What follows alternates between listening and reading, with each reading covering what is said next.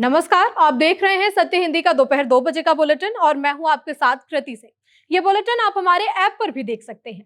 पश्चिम बंगाल के Rajarhat new town city के नतीजों को लेकर बड़ा खुलासा हुआ है, जिसने एक बार फिर से चुनाव आयोग को कटघरे में लाकर खड़ा कर दिया है। इस बीच बंगाल की नई सरकार ने अब मदरसों को लिए एक बड़ा फरमान दे दिया है। साथ ही बकरीद से पहले कुर्बानी विवाद पर भी खूब सियासत गरमाई हुई है। इधर दिल्ली में ट्रांसपोर्ट हड़ताल ने आम जिंदगी रोक दी है, लेकिन दिल्ली की राजनीतिक गलियारों में आज शाम बड़े फेरबदल की आहट सुनाई दे रही है। इन्हीं खबरों पर इस बुलेटिन में बात करेंगे, लेकिन पहले देख लेते हैं दोपहर की 5 बड़ी खबरें। बंगाल की राजरहाट न्यू टाउन सीट पर बड़ा खुलासा, आखिरी राउंड से बदले नतीजे। बकरीद से पहले कुर्बानी विवाद पर बोले हुमायूं कबीर, गाय तो कटेगी, कोई नहीं रोक सकता। बंगाल में स्कूलों के बाद अब मदरसों में वंदे मातरम जरूरी, शुभेंदु सरकार का बड़ा फैसला। पीएम मोदी आज सेवा तीर्थ में मंत्रियों के साथ करेंगे बैठक, कैबिनेट फेरबदल की चर्चा। ट्रंप बोले नेतन्याहू वही करेंगे जो मैं चाहूंगा, तारीफ के साथ बोले अच्छा व्यवहार नहीं हो रहा।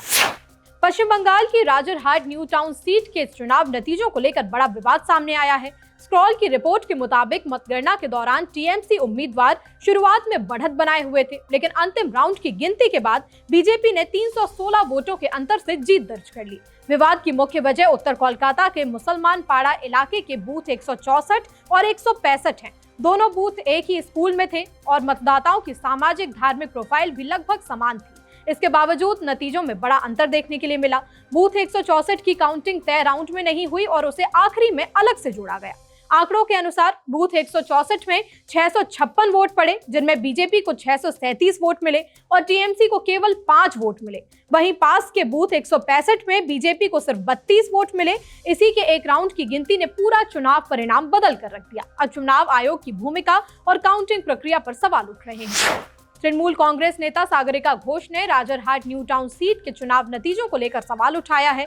सागरिका ने एक्स पर लिखा कि चुनाव में धांधली कैसे हुई, अब चुनाव आयोग, ज्ञानेश कुमार और सुप्रीम कोर्ट कहां पर है। टीएमसी राजरहाट न्यू टाउन में लगातार जीत रही थी, लेकिन अंतिम दौर में एक बहुसंख्यक मुस्लिम बहुल बूथ की गिनती नियमों के विपरीत कर दी गई और उसके 97% वोट बीजेपी को मिल गए। स्क्रॉल की इस रिपोर्ट पर राजनीतिक विश्लेषकों का कहना है कि पश्चिम बंगाल में पिछले चुनावों के आंकड़े बताते हैं कि मुस्लिम वोटरों का बड़ा हिस्सा आमतौर पर टीएमसी के साथ जाता रहा है। ऐसे में एक मुस्लिम बहुल बूथ पर बीजेपी को इतनी भारी बढ़त मिलना कई लोगों को असामान्य लग रहा है। रिपोर्ट में दावा किया गया है कि चुनाव आयोग से इस बारे में सवाल पूछे गए, लेकिन अब तक कोई आधिकारिक जवाब नहीं मिला है कि बूथ 164 की ईवीएम को उस तय राउंड में क्यों नहीं गिना गया और उसे अलग से आखिर क्यों जोड़ा गया। अब ये चुनाव पूरी तरीके से पारदर्शिता, काउंटिंग प्रक्रिया और वोटिंग पैटर्न को लेकर नए सवाल खड़े कर रहा है। पश्चिम बंगाल में बकरीद से पहले पशु कटान को लेकर विवाद गहरा गया है। राज्य सरकार ने नए नियम लागू किए हैं, जिनके तहत गाय, बैल, भैंस समेत अन्य पशुओं के कटान से पहले सरकारी फिट सर्टिफिकेट लेना अनिवार्य होगा। केवल 14 साल से अधिक उम्र या गंभीर बीमारी और बुढ़ापे से अक्षम पशुओं के कटान की अनुमति मिलेगी। याचिकाकर्ताओं का कहना है कि ये नियम सीधे तौर पर गरीब और ग्रामीण तबकों की आजीविका पर चोट करेंगे। उनका दावा है कि राज्य में हजारों परिवार पशुपालन और पशु व्यापार पर निर्भर हैं और ऐसे सख्त नियमों से उनकी कमाई पर बड़ा असर पड़ेगा। साथ ही याचिका में यह भी कहा गया है कि बकरीद के दौरान होने वाली कुर्बानी इस्लाम की अहम धार्मिक परंपरा है और सरकार का नोटिफिकेशन धार्मिक अधिकारों में दखल देता है। सुनवाई के दौरान महुआ मोइत्रा ने कोर्ट में कहा कि इन नियमों का असर सिर्फ धार्मिक परंपराओं पर नहीं बल्कि ग्रामीण अर्थव्यवस्था पर भी पड़ेगा। हालांकि अदालत ने फिलहाल मामले में कोई भी अंतरिम आदेश नहीं दिया। कोर्ट ने कहा कि याचिका की कॉपी अभी राज्य और केंद्र सरकार को नहीं दी गई है, इसलिए पहले उन्हें जवाब देने का मौका दिया जाएगा। इसके बाद अदालत ने मामले की अगली सुनवाई आज यानी गुरुवार सुबह सबसे पहले करने का निर्देश दिया था, लेकिन खबर बनाए जाने तक हाईकोर्ट से अभी तक कोई नया अपडेट सामने नहीं आया। टीएमसी के बागी नेता हुमायूं कबीर का कहना है कि बकरीद पर गाय की कुर्बानी तो होकर रहेगी, क्योंकि ये तो 1400 साल पहले से होती आ रही है और जब तक दुनिया रहेगी तब तक होती रहेगी। उन्होंने दावा किया कि कोई भी कुर्बानी को रोक नहीं सकता। हुमायूं कबीर ने बंगाल सरकार और नेताओं के बयान पर भी तंज कसा। उन्होंने कहा कि सरकार कभी कुछ बोलती है और अगले दिन कुछ और बोल देती है। उन्होंने कहा कि अगर सरकार मुसलमानों को गाय खाने से मना करती है तो वो उनका फैसला हो सकता है, लेकिन कुर्बानी तो रुकने वाली नहीं है। उन्होंने कहा कि गाय की भी कुर्बानी होगी, बकरी की भी होगी, ऊंट और दुम्बे की भी होगी। उन्होंने कहा कि जो भी जानवर धार्मिक तौर पर कुर्बानी के लिए जायज है उनकी कुर्बानी होती रहेगी और इसे कोई नहीं रोक सकता। कबीर के इस बयान से पहले ही आशंका जताई जा रही थी कि कोई ना कोई नेता मुस्लिम समुदाय को भड़काने का काम जरूर करेगा। वरिष्ठ पत्रकार नरेंद्र नाथ मिश्रा ने एक्स पर लिखा कि पश्चिम बंगाल में मुस्लिमों ने जो गांधीगिरी की है वो सबसे अच्छा तरीका है मौजूदा समय में अपनी बात रखने का और बताने का कि जो चीज उन पर थोपी जा रही है उसका क्या प्रभाव हो सकता है। बीच में भड़काने वाले लोग आएंगे, कुछ मुस्लिम नेता भी आएंगे, लेकिन मेरे हिसाब से ये सबसे शांति वाला और असरदार तरीका है। अब माना जा रहा है कि हुमायूं कबीर भड़काने का काम कर रहे हैं। बंगाल में नए सख्त पशु वध कानून के कारण मुस्लिम खरीदारों ने गायों से दूरी बना ली है, जिससे हिंदू मवेशी व्यापारी गंभीर आर्थिक संकट में फंस गए हैं। पश्चिम बंगाल में गायों की खरीद बिक्री को लेकर सोशल मीडिया पर कई वीडियो वायरल हो रहे हैं। इन वीडियो में मुस्लिम युवक हिंदू व्यापारियों को गाय बेचने से मना करते हुए दिख रहे हैं। वे लोगों से गाय की जगह बकरे या भैंस की कुर्बानी देने की अपील कर रहे हैं। इस अनोखे बदलाव की वजह राज्य सरकार का एक सख्त नियम माना जा रहा है। मुख्यमंत्री शुभेंदु अधिकारी की सरकार ने 1950 का पशु वध नियंत्रण कानून कड़ाई से लागू किया है। नए नियम के मुताबिक अब सिर्फ 14 साल से ज्यादा उम्र के पशुओं को ही काटा जा सकेगा। इसके लिए भी नगर पालिका या फिर पंचायत से बाकायदा एक फिटनेस सर्टिफिकेट लेना जरूरी होगा। खुले में या सार्वजनिक जगहों पर किसी भी पशु की कुर्बानी देने पर पूरी तरह रोक है। इस नियम का उल्लंघन करने पर 6 महीने की जेल और जुर्माना भी हो सकता है।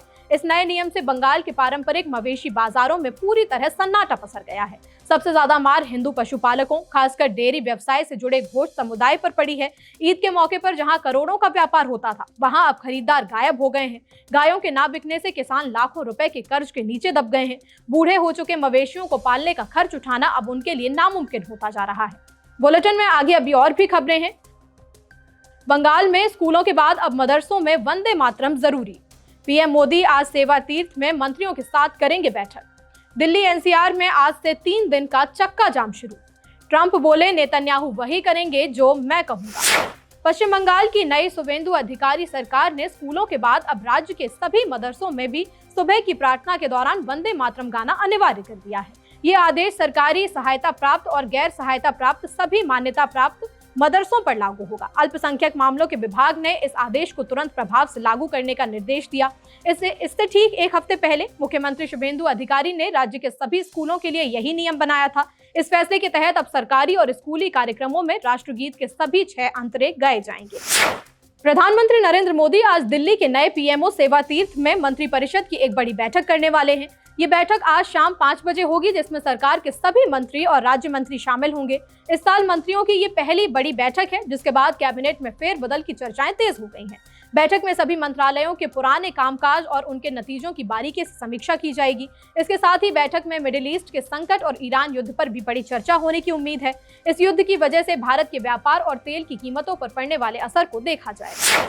इन दिनों सोशल मीडिया पर छाई हुई कॉकरोच जनता पार्टी ने बीजेपी को भी पछाड़ दिया है। सीजेआई सूर्यकांत की बेरोजगार युवाओं पर कॉकरोच वाली टिप्पणी के बाद ये सोशल मीडिया सटायर पेज बना कॉकरोच जनता पार्टी के इंस्टाग्राम पर अब बीजेपी से ज्यादा फॉलोअर्स हो गए हैं, और वो भी महज 4 से 5 दिन में। जहां बीजेपी के आधिकारिक इंस्टाग्राम हैंडल पर करीब 87 लाख फॉलोअर्स हैं, वहीं सीजेपी ने महज कुछ ही दिनों में 90 लाख का आंकड़ा पार कर सोशल मीडिया पर सनसनी मचा दी।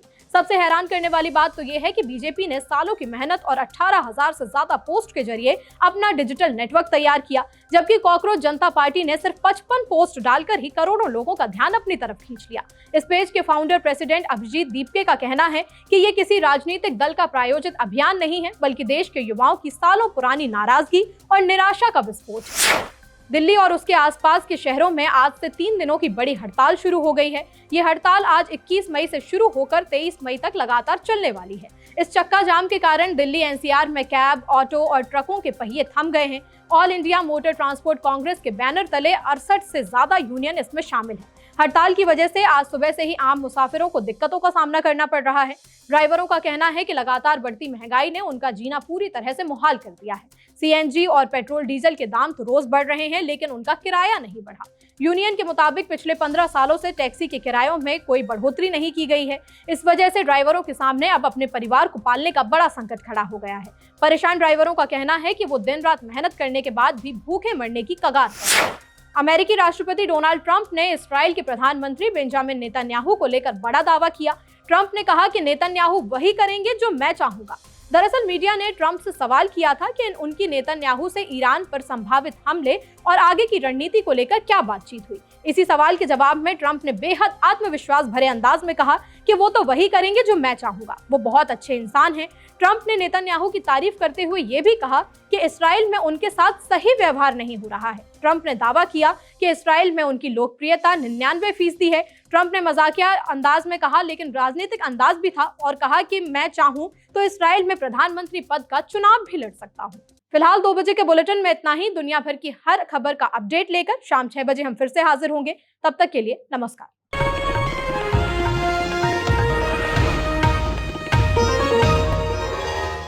Copyright disclaimer under Section 107 of the Copyright Act 1976. Allowance is made for fair use for purposes such as criticism, comment, news reporting, scholarship, and research.